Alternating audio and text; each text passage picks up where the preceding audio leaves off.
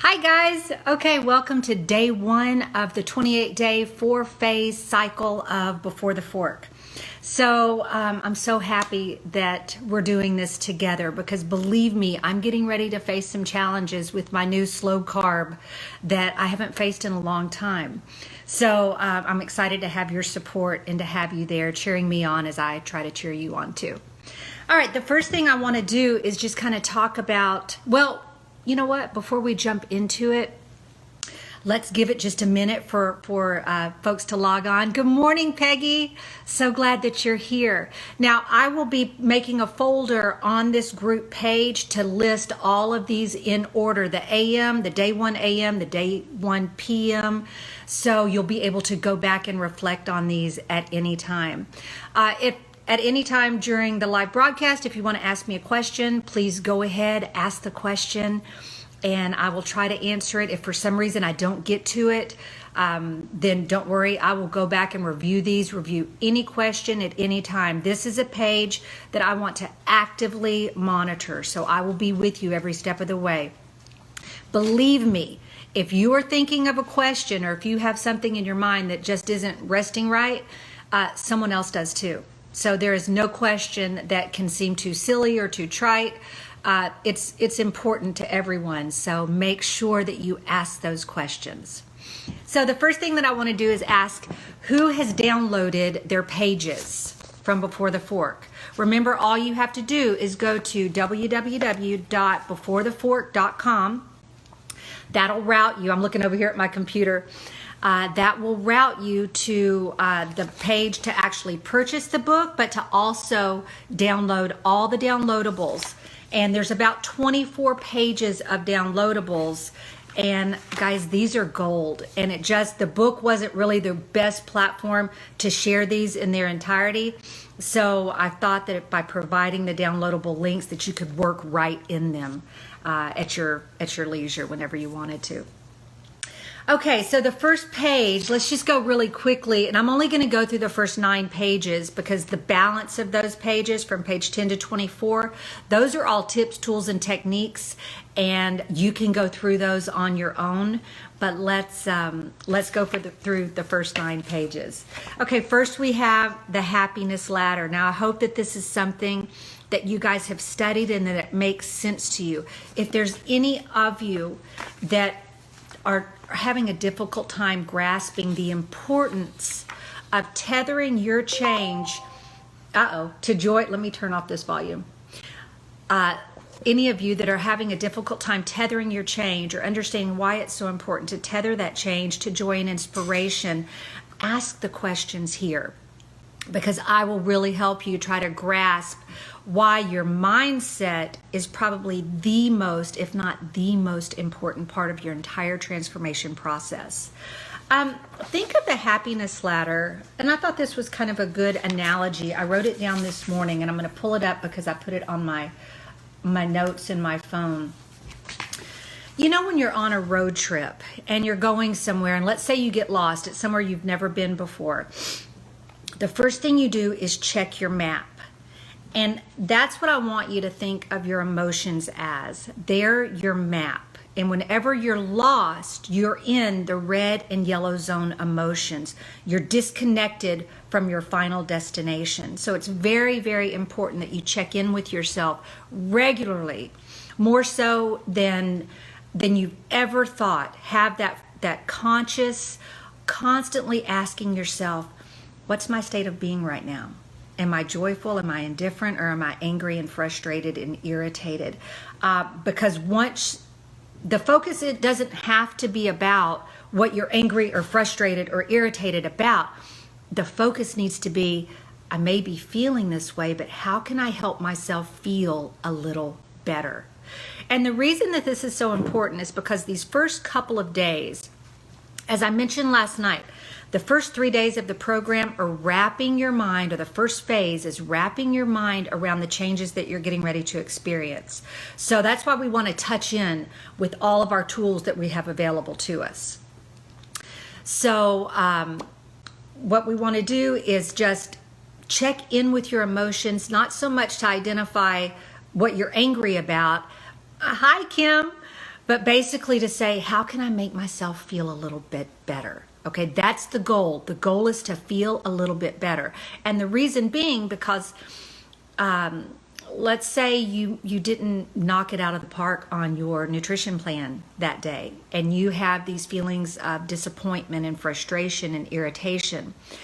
Those emotions will further separate you from the desired self that you created. Okay, they're toxic emotions. They cause metabolic disturbance in your body. And basically what that means, and I know this is a silly metaphor, but you know the Verizon commercial where he constantly saying, "Can you hear me now? Can you hear me now?" Think of those negative emotions as that distortion between one end of the line and the other end of the line. And that is exactly what happens through these negative emotions. They're distorting. So the vision that you've created and where you are, there's a lot of static in between when you're entertaining those negative emotions. So the only way that we can train ourselves to clean those up is to continually find relief from the negative thoughts. So you just want to find a soothing thought and try to move up that emotional vibrational ladder so that irritation and frustration are not what's driving you. Hi, Lindsay. So happy that you're here. Okay, so this is the happiness ladder. I hope that all of you have printed this off, become familiar with the various ranges, what is in the red zone, what is in the yellow zone, and then, of course, what does it mean to be in the green zone and to spend most of your day in that green zone? The second one that I want to go over, basically I just went over it, and this is kind of, it's really a great little map if you can see it there. This is the negative emotions that are causing the disturbance internally within our body. And as your emotions elevate, as your emotions rise, the line becomes much more clear and much more straight. And this is where that connection is. So hopefully that'll help you understand the difference between your survival. Oh, hello, American Bank and Trust. I love y'all. This will help you connect to that desired self that you've created. Okay, so this is a really important little piece of information there. Now, then we have the actual cycles and some definitions of the cycles. As we know, we have 4 different cycles of thought that are repetitive loops in our mind, and to identify what those loops are will really help you elevate out of some bad patterns of thinking. So of course we have the yellow thought cycle. And the yellow thought cycle is someone that lives life through a very reactive lens, meaning that whatever happens outside of you dictates how you're going to feel inside. It's very, very volatile, and it leaves you with very, very little control. Hi, Brian. Very, very little control of how you can direct your life. So when you're in the yellow zone, you may not be feeling terrible at the moment. You may not be having a lot of red zone emotions, but your reactiveness, the way that external forces, someone cuts you off in traffic, you have an argument with someone, a number of different things that can make us reactive in life. Be aware of that, because reaction to external forces completely renders you impotent. It's something that you are now a victim of everything around you. And we are not victims, not in Before the Fork. Not if you're my student. We are not victims, we are victors. So we're not going to be reactive to life. And the next time you see yourself or you catch yourself, take your focus off what the indiscretion was. Immediately remove the focus from the indiscretion and place the focus on elevating your emotion. Bless them, bless the situation, and try to find some emotional relief by elevating your way of thinking. Okay, next, where's my yellow? Okay, here's the red thought cycle. We have that. Now that is someone, we all know someone that lives the majority of their life in the red zone. And it's so sad to me when I see it, because I know that maybe they had a trigger early on in their life that they just never fully recovered from. Some traumatic thing that caused so much pain that they thought, you know what? I'm going to protect myself for the rest of my life by just walking around angry. And we all know those people. Well, a couple of things that I want to point out about red zone living, and that is that disconnectedness from your joy and inspiration, that constant disconnectedness is a gateway to disease. It's a gateway to physical destruction. Now, you may not get the C word, you may not get cancer, you may not get something that will end your life, but let's think about chronic pain. Let's think about fibromyalgia. Let's think about just the bodily distorted thinking, anxiety attacks, panic attacks, obsessive compulsive disorder, depression. All of these can be a metabolic result of living through a life that chooses to view things, or living through a mind that chooses to view life through a very red lens. So it will disconnect you from all the joy and inspiration that is found when you choose to elevate your emotions. Now, your emotions, they have a weight. So think of it like this. The red zone emotions, I want you to think of those as a 30-pound weight on a rope, on a cord, hanging around your neck. And all that is doing is pulling you down. It's making you so earthly and so human, and it is just pushing you into the earth. It's having 30 plus pounds of gravity pushing you down. And the second you choose to start elevating those emotions and taking those baby steps to break those patterns and reintroduce new patterns, the lighter that weight gets, and the lighter that weight gets. And before you know it, when you're in the green zone, you're floating. Your feet aren't even touching the ground. So give your emotions weight. Attach a weight to your emotions and say, today I am feeling light and airy and free of any of the heaviness of those red and yellow zone emotions. Okay, so the next sheet that we're going to touch on is kind of, I want you to become familiar, because I think if you were to take your pen right now and start writing emotions, you're going to be challenged to come up with more than 10, maybe 10, maybe 12. But guess what? There's so many more emotions and ranges of those emotions that it's very, very helpful. You know, sometimes someone may ask, how are you feeling? And you can't even identify what the feeling is that you're feeling. So this page right here has an entire list of emotions that can be found in the yellow, the red, the total reactive, which is a combination of the yellow and red, just moving in between the yellow and red, and the green. So get familiar with some of the terminology of these various emotions, because in that you'll be able to pinpoint more precisely exactly how you are feeling. Okay, so this is a very helpful sheet as well. Next, what do we have? Oh, we have our journal pages. So before I launch into the journal pages, for those of you that didn't watch the video last night, which was just kind of a prelude to what we're going to be expecting or going through the first 3 days, I want to touch on the first 3 days for you. The first 3 days are the prelude to the nutrition plan. And what I mean by that is I want you to take some time to get your house in order. Go back and watch last night's video, because I kind of explained what we're going to be doing over these 3 days. Let me share with you just real quickly.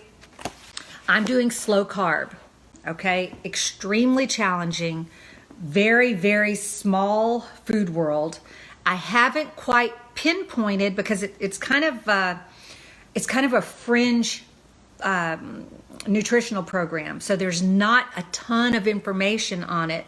So I'm having to dig a little bit to find out what my healthy fats are, how much I'm to integrate, because this is not a calorie counting diet. So I'm having to really work on my end to identify what this diet is actually going to look like, okay? Whatever nutrition plan you have chosen, I want you to spend today, tomorrow, and the following day preparing your environment. Go to the grocery store. Allow yourself extra time at the grocery store. because you may be having to read labels, you may be having to compare pricing. There's a lot of variables that are going to go into the mindlessness that we get into oftentimes when we just go in the grocery store and we buy the same thing today that we bought, for years and years and years before. So allow yourself that extra time and prepare your environment. Clean out your refrigerator, clean out your pantry, protect yourself. Make sure that you are allocating enough sleep for yourself. That is definitely an area that if you are not getting your rest, everything that you're going to be asking of yourself over the next 28 days is going to be incredibly depleting. Perhaps not physically depleting if you're not incorporating a lot of extra activity, physical activity, but it is going to be mentally depleting because you're asking yourself to unwire habits and start to rewire new habits. This takes an incredible amount of willpower, and willpower is a finite resource that is only re-upped through rest. So make sure that you're giving yourself just a little bit of extra rest. And if you ever start to feel vulnerable and you want to cave into temptation, take a nap. Go lay down for 5 minutes, close your eyes, let your body relax into it and start re-upping those hormones, okay? Because they are very, very important. Then, I got a phone call. Sorry, declined them. The next thing that I want you to do is make everyone in your environment, in your home environment, aware of what you're doing and how important it is to you. And hopefully you will gain their respect and they can support you.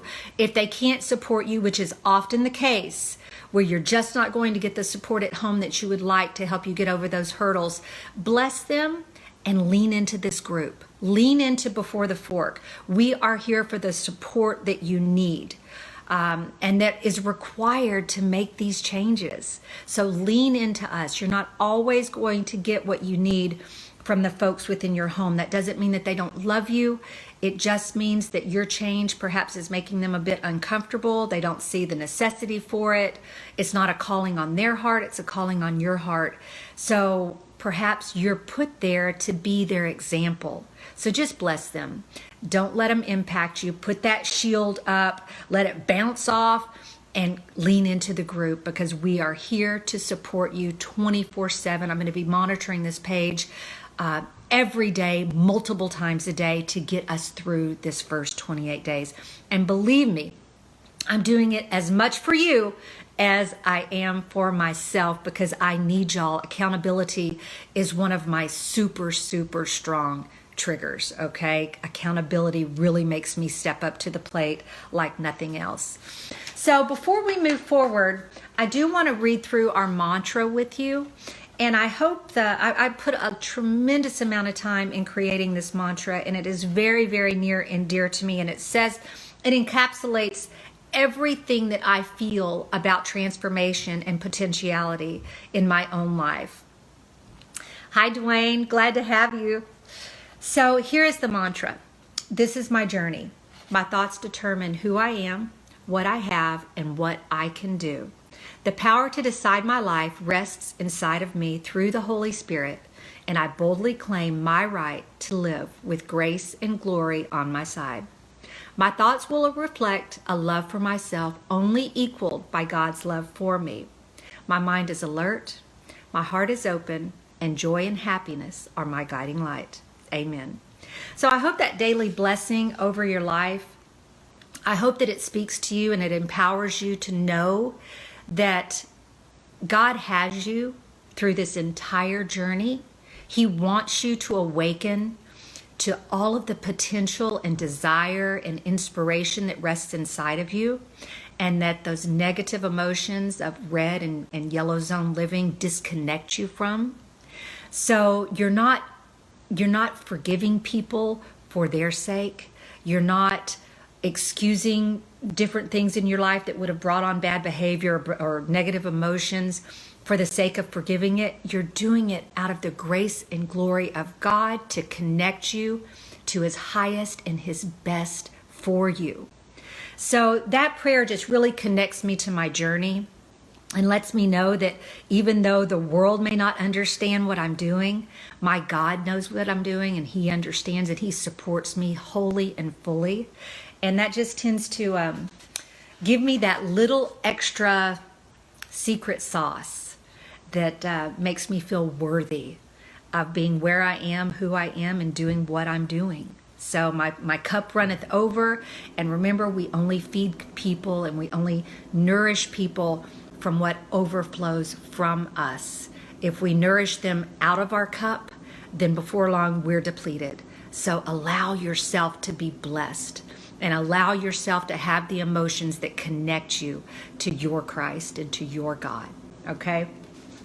So now I want to go through the journaling pages with you because these are so important. These touch on every single thing that is going to get you through the next 28 days in a state of joy and inspiration. Okay, first let's touch on, I start this one out with just a little, with every rising of the sun, think of your life as just begun. So every night when you go to bed, and this is a story that didn't make it into the book, but every night that you go to bed, every night that I go to bed, this is what I picture in my mind. I wake up in the morning, I pick up a suitcase, I carry this suitcase with me through the day. And during the day, I'm throwing stuff in the suitcase that I don't like, that just hasn't gone well. Maybe I cheated on my nutrition plan. Maybe I skipped the gym. Maybe I yelled at my child. Maybe I cut someone off in traffic, or I was cut off in traffic and I threw the finger, or whatever it is that you do when you get frustrated like that. All of that goes into the suitcase. And at the end of the night, I sit that suitcase down at the end of my bed. I crawl in my bed, I lay my head down, and I just kind of acknowledge the indiscretions of the day.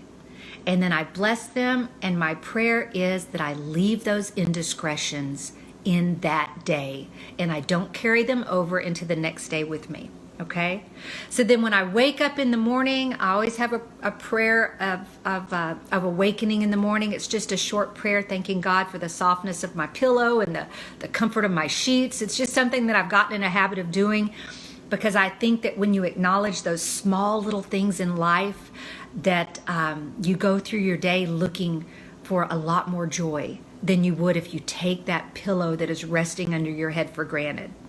So then when I step on the floor in the morning, I have a choice because now I have two suitcases. One suitcase from the garbage from yesterday and one fresh, clean suitcase. And I can make the decision. Do I want to pick up the junk in that heavy suitcase that I sat down last night? Or do I want to pick up the fresh, light suitcase and pack that with me through the day? Hopefully every day I pick up the light suitcase.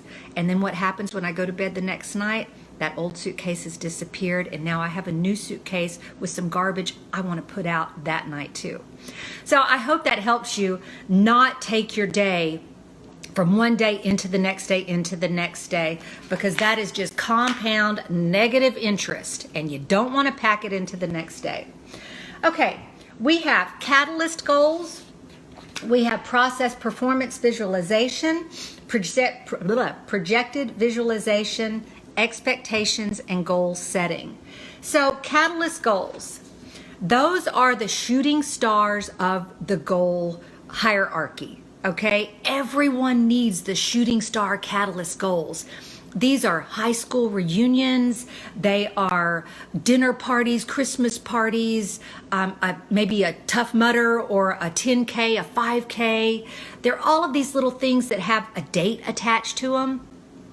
And you can shelve everything for this period of time while you're working toward this catalyst goal.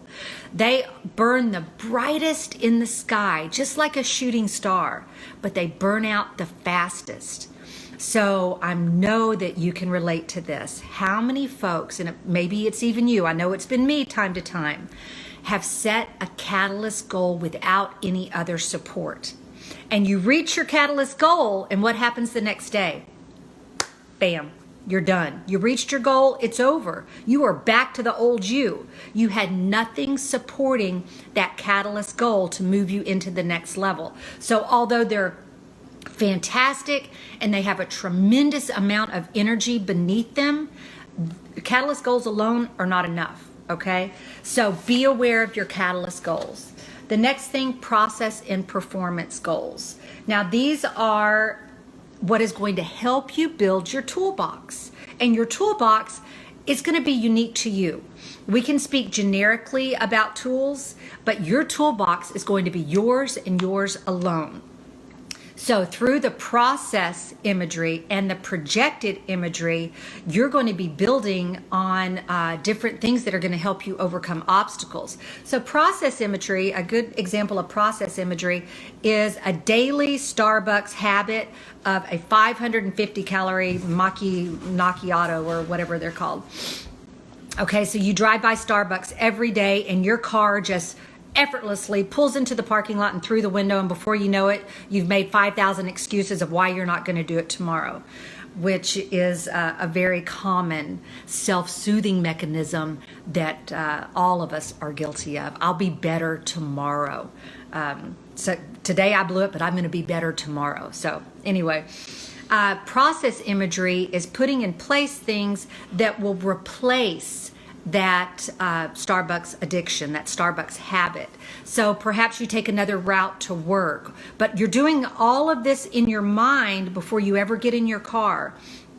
Pick out the route, see yourself driving the route, or perhaps just picture yourself driving straight through and not stopping at your Starbucks. Picture that. Go over it and over it and over it in your mind. You're creating the new neural pathways that will empower you when that choice comes right in front of you. And then you have to be heightenedly aware of it as you move into your day and you're getting ready to come into that temptation. So process imagery is seeing yourself overcome situations. Projected imagery is seeing yourself into the future. So it's seeing who you want to be. I skipped one. Performance imagery. So we have projected, God, Robin, get it. We have process imagery, which is what I just told you, and that's the Starbucks example. And then we have performance energy. And that is, let's say you're at the gym and you're trying to hold a plank and the best you've done is 20 seconds. Performance imagery is going to be you seeing yourself hold that plank for the full minute. So it's seeing yourself be successful in tasks. So you have the process that is seeing you overcome, and then you have the performance that is seeing you be successful. When you marry those two together and you create that loop of success in your mind, now you are training your mind like a professional athlete. And that is actually where all of this was born. I worked with several sports psychologists, and this is actually what sports psychologists use to help an athlete take their performance to the next level. We're athletes right now. We are going through a process of retraining our mind. So just like a golfer would practice their golf swing in their mind 5,000 times before they ever get to the tee box, that's what we're doing with the obstacles and with seeing ourselves be successful on any task. So process, performance, do not skip those. They are so very important. And then we have the projected imagery, where I kind of got ahead of myself. So projected imagery is where you're going to shoot out into the future. And for those of you that don't know my personal story, my projected imagery centers around, this is kind of also attached to your the creation that you have in your mind of your desired self. Okay, so when my projected imagery centers around my grandchildren, that at the time when I started this journey, my oldest son was only 9 years old. Grandchildren were way off into the future, but they were always, once I made that connection of where I wanted to be in my 60s, in my late 50s, in my 70s, playing with my grandchildren, riding bikes with them, swimming, taking them to the gym for the first time, teaching them to lift weights, teaching them to have nutritional respect, or having them look at me as, Tanana, she loves to treat us, but she also has these healthful parameters, and just incorporating and loving these little people into my life. I could see them. I could feel them. That was my projected imagery. That's what gave everything I was doing today its meaning. Because I knew that that's the image I wanted to move toward. Well, here we are 15 years later, and I have a beautiful little grandson. His name is Colton Hunter Jr., and although he's only 11 months, I can still see us riding bikes together. And I know that that's just around the corner. So projected imagery, it doesn't have to be as far out in the future as I did it, but it connects you to the vision of your desired self. Allow yourself, the more senses that you involve in your projected imagery, taste it, smell it, see it, feel it, hear it, feel the wind on your face. Everything that is going to tie you to that vision of your desired self is going to be encapsulated in your projected imagery. So finally, we have expectations and custom goal setting. I want you to list 3 I am statements. I am whole. I am healthy. I am blessed. Whatever your 3 are, make them I am statements. There is so much biblical, spiritual, emotional power in an I am statement. So say it out loud. Breathe life into it by speaking it over your life. Don't hold it all inside. Speak it over your life. I am blessed. I am whole. I am healthy. Whatever your 3 I am statements are, empower them, breathe life into them through your voice. Now, let's come to the end of the day. You have sat your suitcase down. It's full of all of the heaviness that that day had inside of it. And now you're laying your head down on your bed. So we're going to do some reflection practices. I want you to look at the things that you have inside that suitcase, because those are your stumbles, right? Those are the areas of life that you just didn't manage to muddle through your desired self. Oh, that's my best friend Kelly, and I'm going to have to call her back. So the suitcase at the end of your bed, that's all your little stumbles, but they're also every opportunity that you have to learn. So that's why we bless them, because if we didn't have them, we wouldn't have an opportunity to learn. So I want you to identify the stumble, identify the event. What happened? What made you vulnerable to that cookie? What was it? Was it just mindlessness? Was it the fact that it was in the house when you knew that you should have cleaned out the pantry? What was it? Just identify the event, identify the stumble, and then go to work figuring out how you can better handle it next time. And again, I want you to incorporate your visual techniques, because that is where the behavior starts. It's going to start up here before it ever starts through your body. Our body responds to our mind. So identify the tool. So let me give you an example. What's an example? Okay. Let's say the cookie. The cookie's a good example. So you have some cookies because you're in a household where maybe you have small children, or just because you have a nutritional plan doesn't mean everyone in your home is going to, jump on board and be on that nutrition plan. So they have some goodies, and you are super, super frustrated because you just sat in traffic for 45 minutes and you walked in the house, and before you even were aware of what you were doing, that cookie was in your hand and down your gullet, right? And you're chasing it with whatever's closest, because for that brief moment you found relief. Okay? Who's guilty? I know I'm guilty. I have done that more times than I care to admit. So that's the event. The event was you had traffic, which heightened your anxiety level a little bit. You walked in the house. There were the cookies. You had no neurochemicals available to you at the moment. You went straight into hindbrain thinking. This is some advanced neuroscience mumbo jumbo, but you went straight into the hindbrain thinking, which means your prefrontal cortex was shut down and you were on automatic pilot. That cookie's in your mouth, you swallowed it, boom. Okay, what do? So that's the event and that's the stumble. So let's think of a couple things that we could have done differently that would have safeguarded you from that event. Okay, so you're sitting in traffic, you see your anxiety start to raise, right? So you can head it off right there. You can put on some meditative music.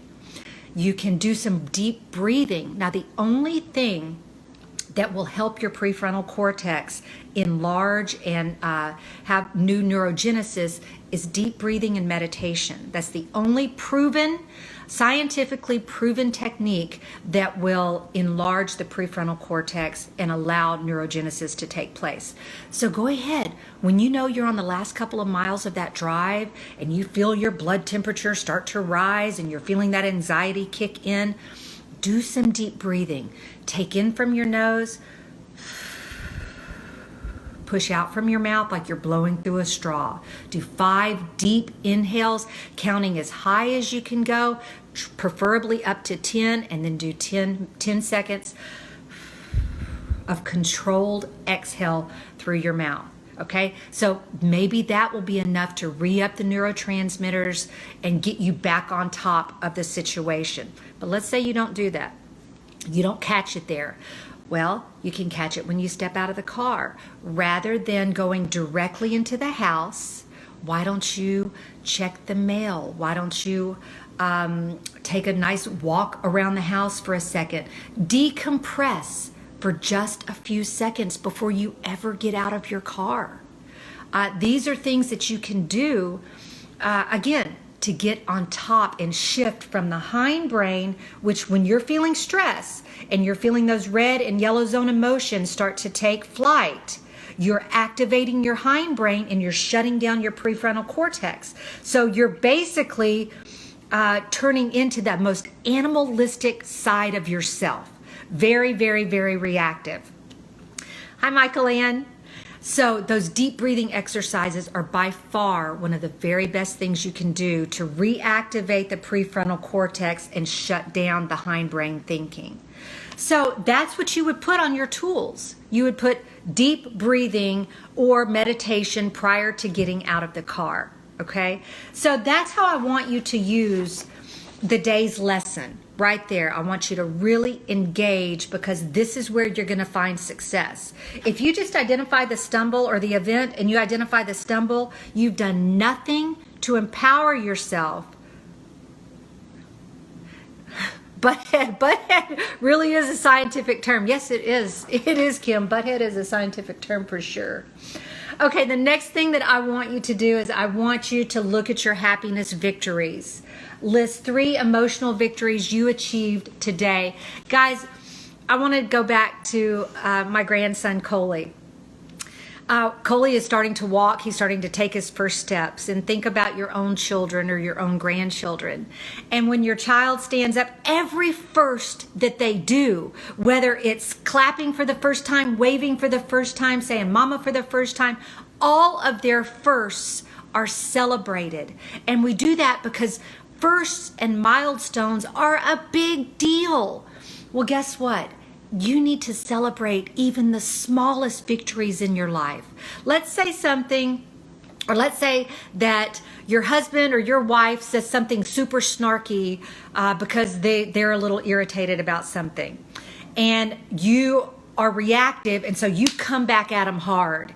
And all of a sudden, a fight ignites, and you've slipped into red zone, they've slipped into red zone, and there is no connection between the two of you. I'm guilty. Greg and I both are guilty of that. So let's say that your husband or wife says something snarky, and rather than letting it hit you and pierce you, you say something really, really funny back. Or you go up to them and you give them a big kiss and you say, you know what? Despite you being poopy right now, I'm going to love you anyway. You've just had a happiness victory. You didn't allow those red and yellow zone emotions to creep into your life. You headed them off at the pass. That's a victory. Celebrate it. And guess what? The next time that something like that happens, you're going to be more inclined to want to celebrate yourself than to slip into those negative, ugly emotions of red and yellow zone thinking. Okay, so you understand the happiness. List 3. And then you'll also notice that you start going through your day looking for opportunities to celebrate the happiness. Where can I respond differently? Where can I react differently? And every time that you do that, you are getting, you're tethering, you're making a tighter connection between you and your desired self. You're disempowering the red and the yellow zone emotions. So not only does it feel better, but you're actually elevating yourself physically because now your connections are strengthening. So this is where habits start to break, thought patterns start to break. Okay, the next thing I want you to do, and obviously my focus today, and I know I've rambled way too long, I promise you, our videos will not be this long. Tonight's video will not be as long as this morning's video. I just wanted us to get a good foothold into day 1 so that we could reflect back on it if we lost our way. Obviously, my focus today hasn't been on the nutrition. We just touched on it a little bit because guess what?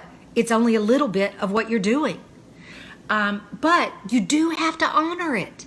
So whatever nutritional parameters you've selected, I'm doing this slow carb, whatever you've selected, you must know the parameters and you must live within those parameters. Don't cheat yourself. It's 28 little bitty days. So look at it like that.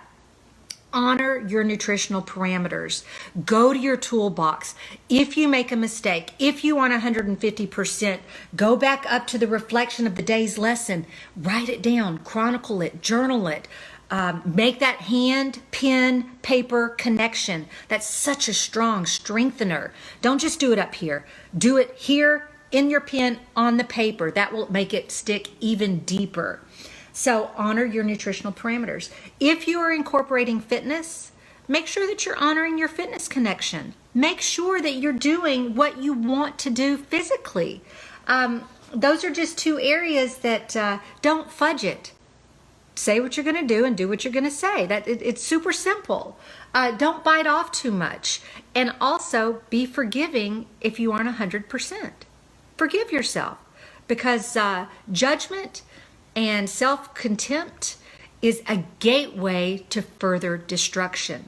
Okay? So don't do that. Don't go there. Identify, acknowledge, and release. Do not hang out in self-loathing and self-judgment. It's an incredibly toxic place to be. Finally, I want you to know and understand support and the proper kind of support. We have an entire little chapter on support. Know your support and make sure that you have it.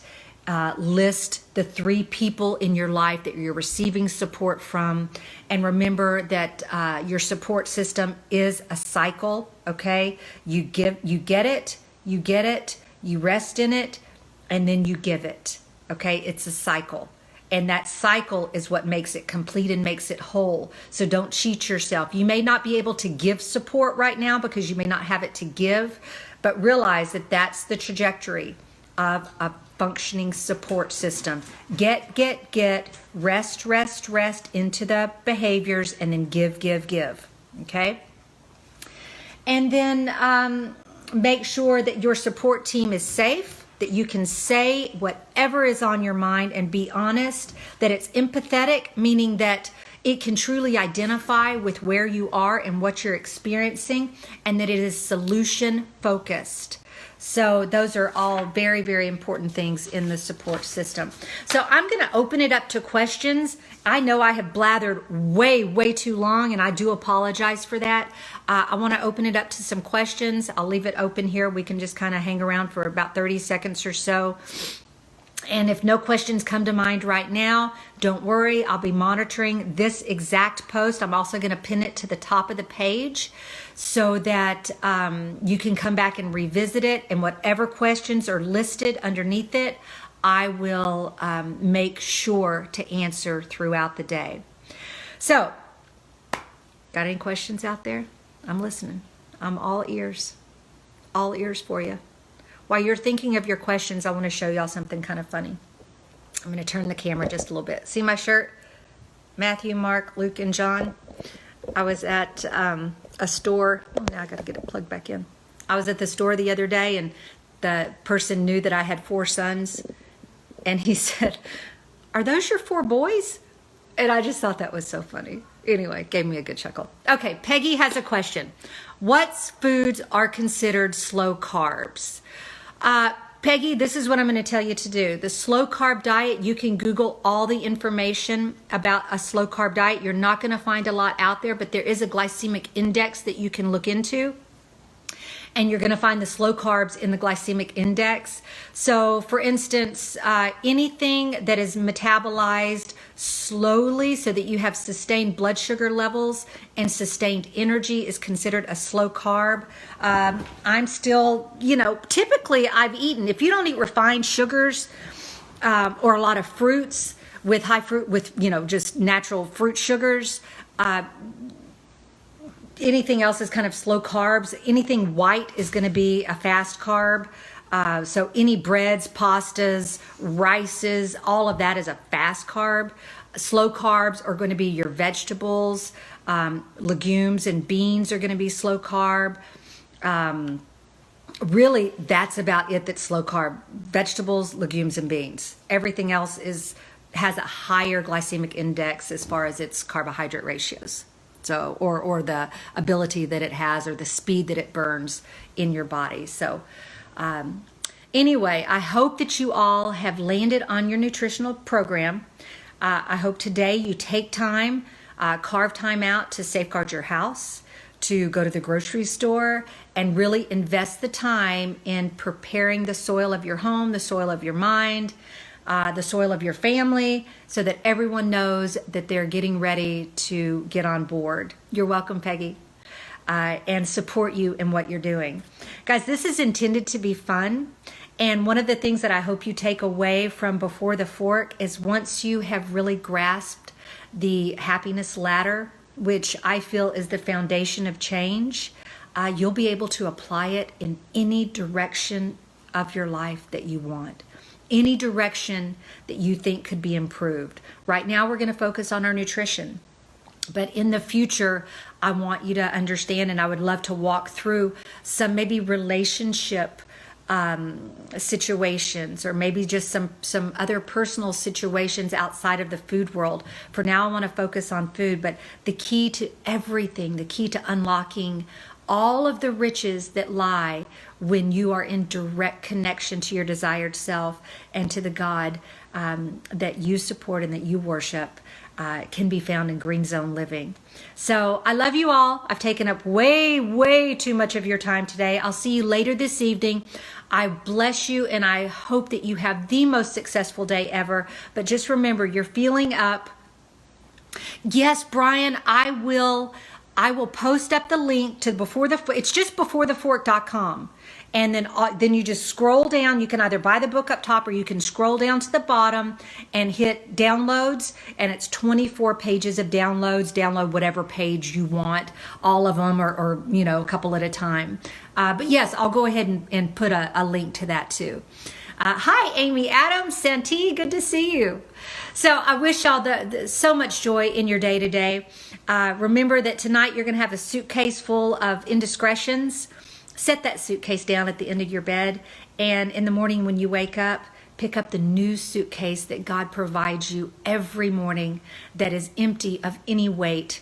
It's weightless, and you get to carry that into your day. Don't pick up the old bag from yesterday. Leave that in yesterday and start every day fresh.